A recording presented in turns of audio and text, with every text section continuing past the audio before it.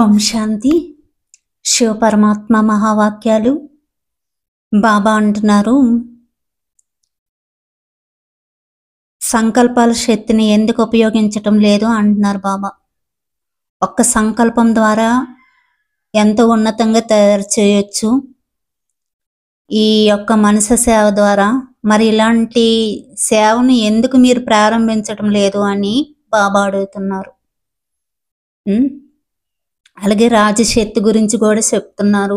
ద్వాపరయుగం నుంచి రాజశక్తి ఎలా ఉండేది ఏంటి అనేది. మరి వాక్యాల గురించి బాబా ఏం చెప్తారో మహావాక్యాలు ఇంకా మనం తెలుసుకుందామా.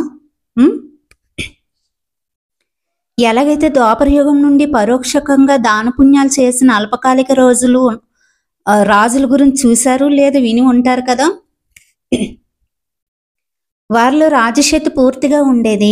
ఏ ఆజ్ఞ చేస్తే దానిని ఎవరూ మార్చలేరు. ఎవరిని ఏ విధంగా చేయాలంటే ఆ విధంగా చేసేవారు. ధనవంతంగా చేయాలన్నా ఉరి తీయాలన్నా రెండిటి అధికారాలు ఉండేది. ఇది పరోక్షకంగా చేసిన దాన పుణ్యాల యొక్క శక్తి. దానిని ద్వాపరయుగం యొక్క ఆదిలో యథార్థంగా ఉపయోగించేవారు. తర్వాత నెమ్మదిగా ఆ రాజశక్తి ఆయుర్దార్థ రూపంలోకి వచ్చేసింది. ఇక అంతిమంలో పూర్తిగా సమాప్తి అయిపోయింది. కానీ రాజశక్తిలో కూడా తమ ప్రజలను లేదా పరివారాన్ని అల్పకాలికంగా సుఖశాంతివంతులుగా తయారు చేసే శక్తి ఉండే. అలాగే పుణ్యాత్ములు లేదా మహాదానులకు కూడా స్వయంగా బాబా ద్వారా ప్రకృతి జిత్, మాయాజిత్ అనే బిరుదులు లభించాయి.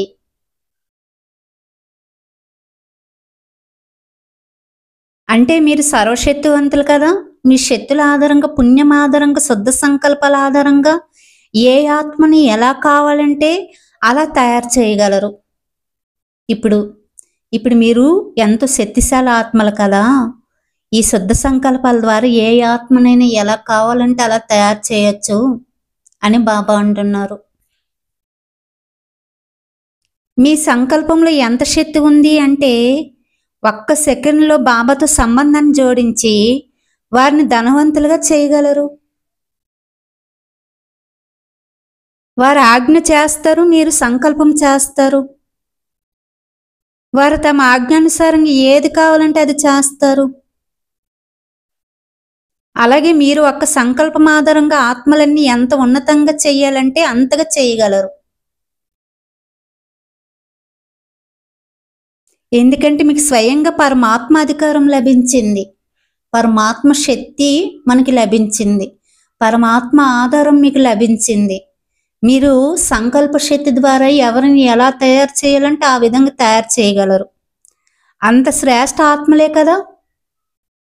కానీ ఇప్పుడు ప్రత్యక్షంగా ఎందుకు అవటం లేదు? మీరు అధికారం ఉంది, సర్వశక్తులు ఉన్నాయి, కానీ వాటిని ఎందుకు ఉపయోగించుకోలేకపోతున్నారు? బాబా అడుగుతున్నారు. మీకు అధికారం ఉంది, పరమాత్మ నుంచి మీకు అధికారం లభించింది, సర్వశక్తులు లభించాయి, అయినా కానీ వాటిని ఎందుకు ఉపయోగించుకోలేకపోతున్నారు? కారణం ఏంటి? ఈ శ్రేష్ఠ సేవ ఇప్పటి వరకు ఎందుకు మొదలు పెట్టలేదు అని బాబా అడుగుతున్నారు. మనస సేవ సంకల్పాల ద్వారా వైబ్రేషన్ని పంపించి విశ్వాన్ని పరివర్తన చేయగలరు మీరు. పరమాత్మ యొక్క అధికారం మీకు లభించింది, శక్తులు ఉన్నాయి. మరి ఎందుకు ఇలాంటి శ్రేష్టమైన సేవని మీరు ప్రారంభించలేదు? ఈ శక్తుల్ని ఎందుకు వినియోగించుకోలేకపోతున్నారు? కారణం ఏంటి అని బాబా అడుగుతున్నారు. బాబా ఎందుకు అడుగుతున్నారు మనల్ని? ఎందుకంటే ఎక్కడ కూడా సెంటర్లో ఎక్కడ కూడా మనస సేవ అనేది చేయట్లేదు. అందుకే బాబా అడుగుతున్నారు, ఇలాంటి శ్రేష్టమైన సేవని ఎందుకు మీరు చేయట్లేదు అని. ఓం శాంతి.